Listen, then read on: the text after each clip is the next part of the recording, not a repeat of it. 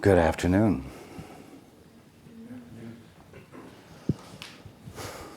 It's good to have you here, and I welcome everyone as well who is joining us on the internet.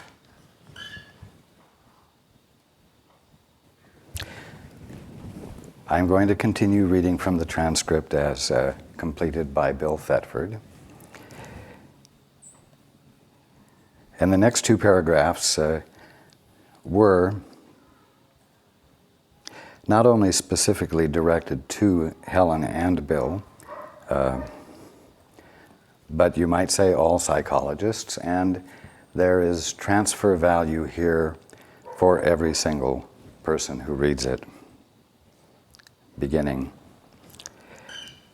Psychologists are in a good position to realize that the ego is capable of making and accepting as real some very distorted associations. The confusion of sex with aggression and the resulting behavior, which is perceived as the same for both, serves as an example. This is, in quotes, understandable to the psychologist and does not produce surprise. The lack of surprise, however, is not a sign of understanding. It is a symptom of the psychologist's ability to accept as reasonable a compromise which is clearly senseless, to attribute it to the mental illness of the patient rather than his own, and to limit his questions about both the patient and himself to the trivial.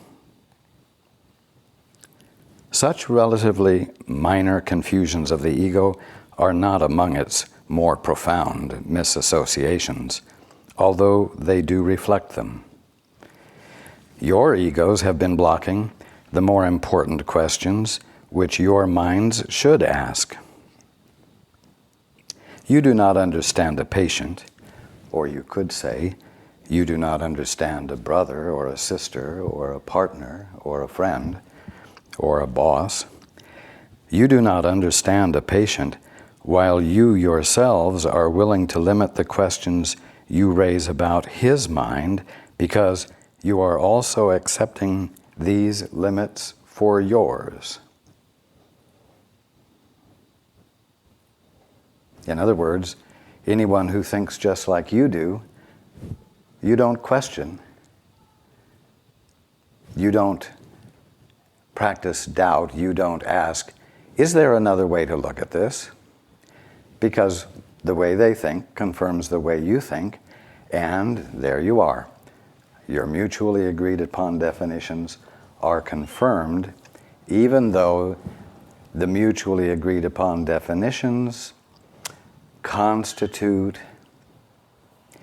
a mental aberration, or what you might call a mental illness, because of the fact that the mutually agreed upon definitions are in contradiction to the meanings expressed by God in all of the things you have applied new definitions to. So, repeating, you are also accepting these limits for yours. This makes you unable to heal him and yourselves. Be always unwilling to adapt to any situation in which miracle-mindedness is unthinkable. That state in itself is enough to demonstrate that the perception is wrong. The next section is entitled, The Constant State. And in the first and second edition, it's entitled, The Rewards of God. The constant state. It cannot be emphasized too often that correcting perception is merely a temporary expedient. In other words, it's not an end goal. Correcting perception doesn't resolve your dream. correcting perception doesn't wake you up. Continuing, it is necessary to do so, meaning correct perception, only because misperception is a block to knowledge, or capital K knowing, while accurate perception is a stepping stone towards it. Again, it cannot be emphasized too often that correcting perception is merely a temporary expedient. It is necessary to do so only because misperception is a block to knowledge, while accurate perception is a stepping stone towards it.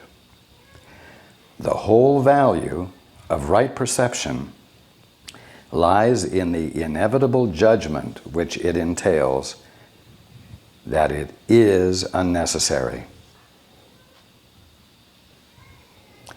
In other words, the value of right perception lies in the discovery you make upon experiencing correct perception, accurate perception, that having accurate perception is unnecessary.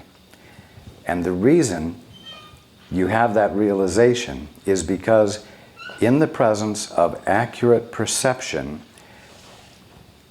you see the valuelessness of the misperception you were harboring, and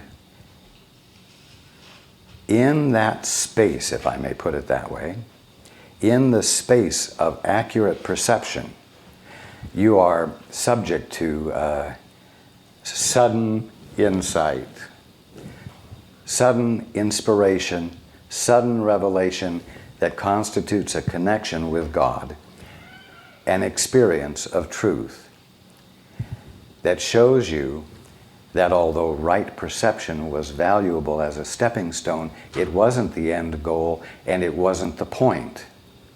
It was the experience of knowing, with a capital K, the impulse of truth from God registering with you, that was the point, and that you see was the point. Okay. This experience, this removes the block entirely. You may ask how this is possible as long as you appear to be living in this world. And since this is a sensible question, it has a sensible answer. You must be careful, however, that you really understand the question. What is the you who are living in this world? Well, let's explore what this you is.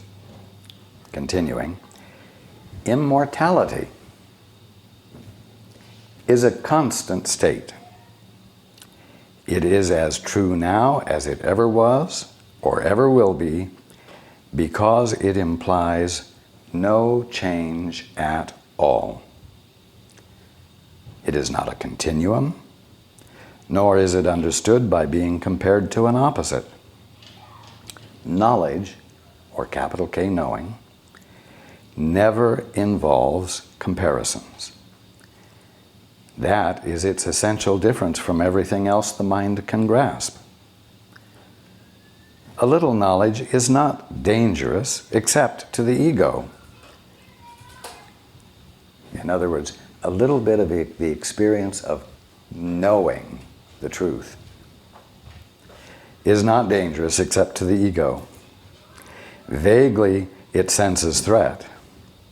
And being unable to realize that a little knowledge is a meaningless phrase, since all and a little in this context are the same, the ego decides that since all is impossible, the fear does not lie there.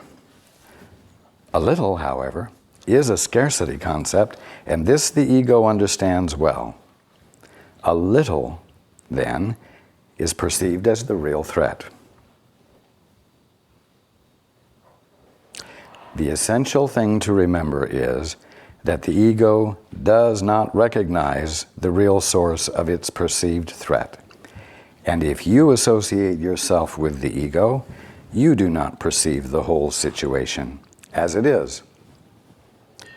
Only your allegiance to it gives the ego any power over you. Now, what's coming up next is extremely important. We have spoken of the ego as if it were a separate thing acting on its own. And I spoke about this last week. This was necessary to persuade you that you cannot dismiss it lightly and must realize how much of your thinking is ego-directed. We cannot safely let it go at that, however, or you will regard yourselves as necessarily conflicted as long as you are here, or more properly, as long as you believe that you are here. And this should be underlined and printed in red and put on your refrigerator. The ego is nothing more than a part of your belief about yourselves. You remember last week I spoke about the fact that never at any point have you ceased to be the direct expression of God, that each one of you is the Christ, pretending not to be the Christ, behaving as though you're not the Christ, and believing your behavior. And so you call yourselves egos. And with the full power of the Christ that you are, you construct experiences that are unpleasant because they don't reflect your divine intelligence. But never at any time is there a thing called an ego doing anything at all. It's always the Christ with an ego mask on, pretending to be what the mask represents. You see? And so repeating, the ego is nothing more than a part of your belief about yourselves. The ego is nothing more than a part of the Christ's belief about himself. You see, it's always the Christ. It's always the Christ. You're always the Christ. You can't stop being what you are. You can pretend, you can fool yourselves, but you can't make it true. And so at every single moment, you are the ultimate. At this very moment, you are the ultimate, the very presence of God.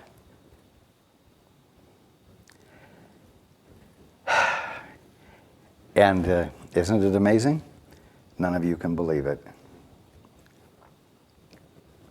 Nice idea, wonderful thought, but just can't be so. I know who I am. I know I'm not what you're talking about.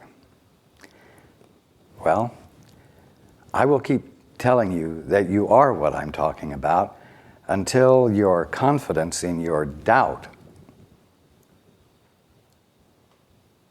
begins to break down and you begin to consider the possibility that maybe in spite of your absolute confidence in your belief about yourself, you might be wrong and I might be right.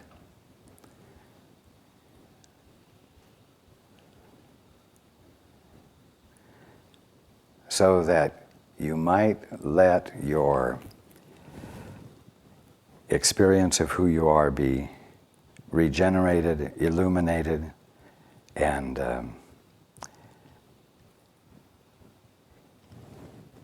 let its absolute infinite divinity begin to register with you. And so that you might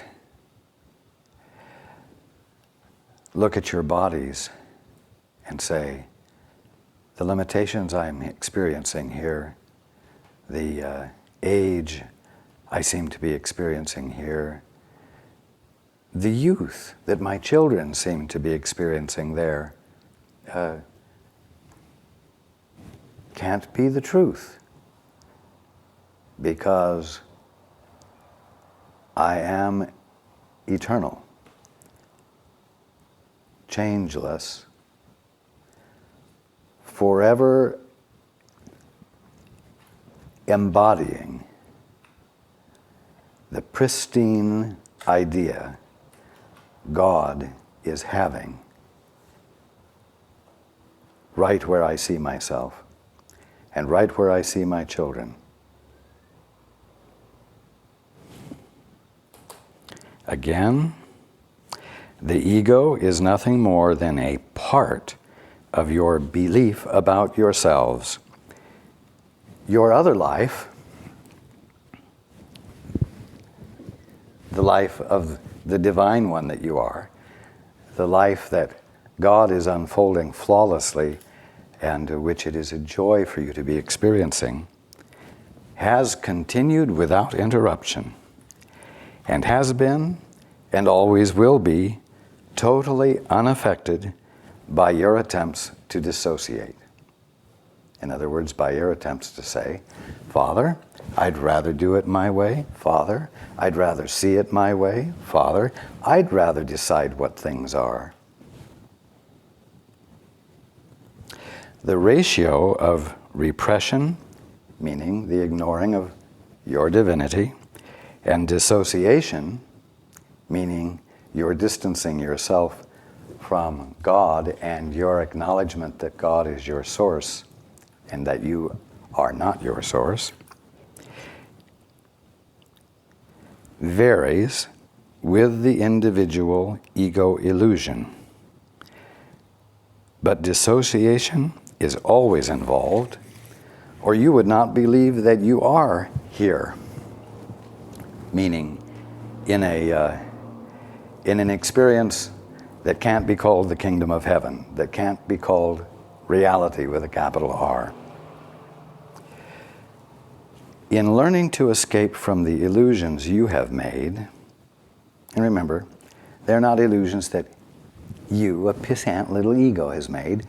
They are illusions which you, a fully Christed presence of God, have made up and given preference to.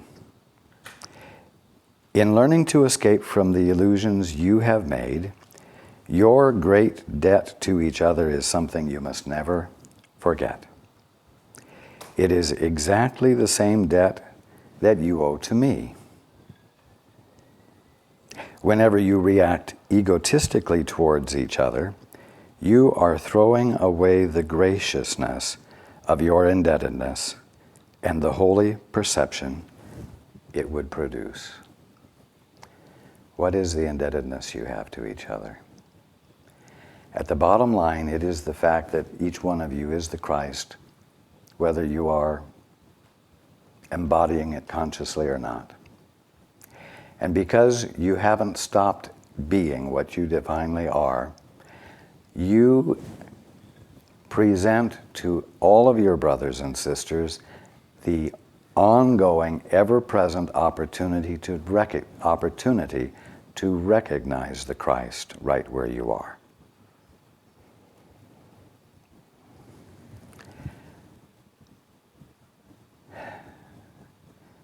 You are all indebted to each other because you all provide each other with the constant opportunity to remember home, to remember God, and thereby to remember who you are.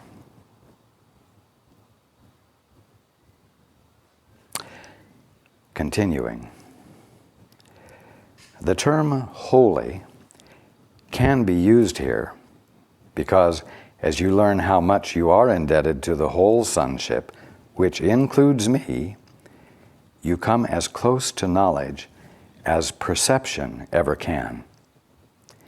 The gap between perception and knowledge or knowing is then so small that knowledge can easily flow across it and obliterate it forever. Again, that's why you're indebted to each other, because you're constantly providing each other with the opportunity for that to happen. Continuing, you have very little trust in me as yet, but it will increase as you turn more and more often to me instead of your egos for guidance. And of course, what that means is, instead of you, the Christ, turning to the definition you have given yourself and all of the self-protecting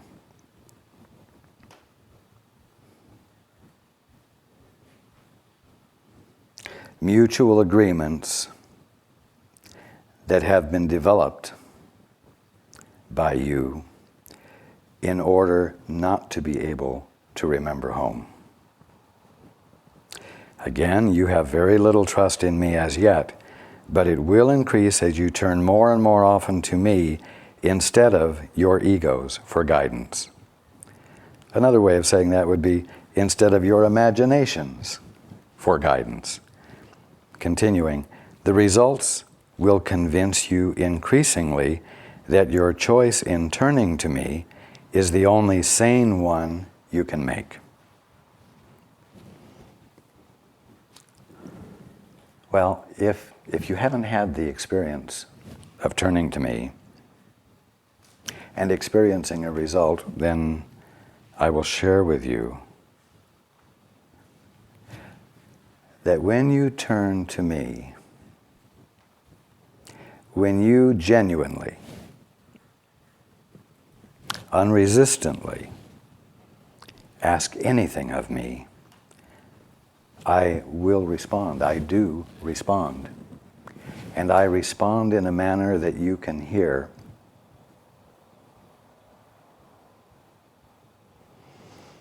And in that experience, you find yourself experiencing yourself as I experience you. As a result, you feel your innocence. You don't feel at all surprised that you're hearing from me. It doesn't feel at all unnatural, although afterwards you will stand in wonder and even ask yourself if you went crazy. But the experience of communion with me is one that feels utterly natural and normal, with one exception, that you feel utterly loved and you're not surprised.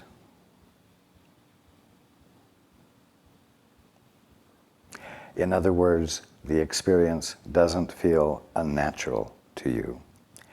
And at the time that it's occurring, you won't find yourself objecting to it. You won't find yourself arguing with it. You will not find yourself saying, I am not worthy of this.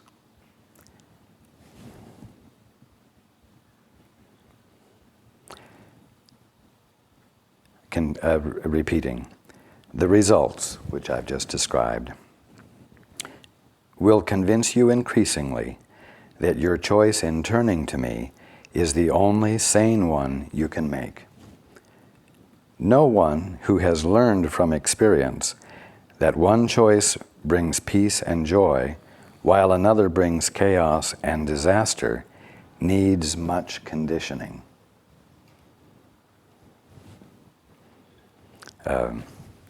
The simple fact is that you will need more, but you won't need a whole lot. Continuing, the ego, meaning your current best definition of yourself that you have convinced yourself of and that you have convinced many others of, cannot withstand the conditioning process of repeated communion with me, because the process itself demonstrates that there is another way. Conditioning by rewards has always been more effective than conditioning by pain, because pain is an ego illusion and can never induce more than a temporary effect. The rewards of God, however, are immediately recognized as eternal. And I will tell you something. No matter how slight or how momentary or how brief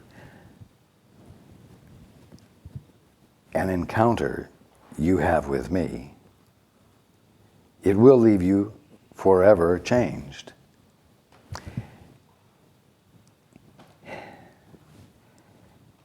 Not shockingly,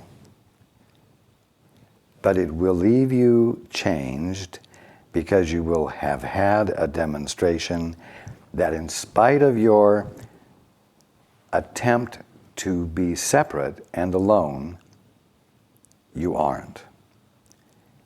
And the experience is a demonstration of the fact that you aren't alone, that you never have been alone, and never will be.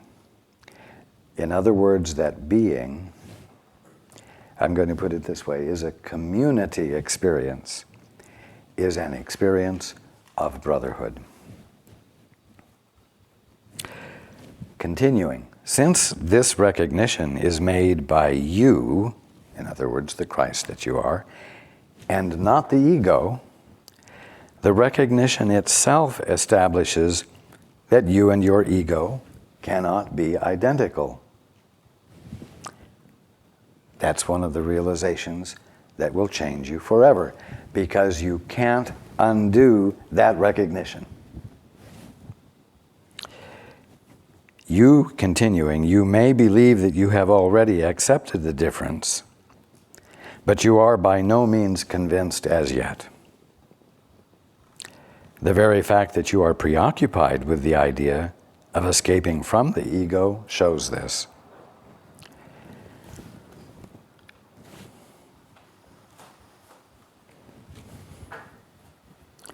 Keeping in mind that your ego isn't something separate from you, but that you are not the ego, that you are the Christ employing a mask or a definition of yourself that can't possibly change what's underneath the mask. Remember this. You cannot escape from the ego by humbling it, or controlling it, or punishing it. Remember that the ego and the soul do not know each other. The separated mind cannot maintain the separation except by dissociating. Now, this may sound confusing. If you, the Christ, are pretending to be an ego, then it would seem that you, soul, can know the ego. But the fact is that they are mutually exclusive.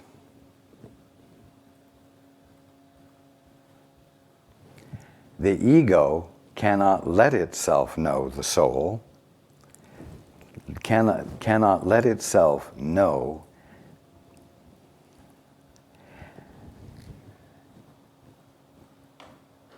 I'm going to change that. The ego cannot let you know or access the fact that you are soul, because that will constitute the demise of the ego. And so that's why it tells you you are not soul with a capital S, the living presence of God, but that you are a soul, a little creation of God, a little separate and apart thing that God made, that has the attributes of God, but isn't God presencing himself right where you are.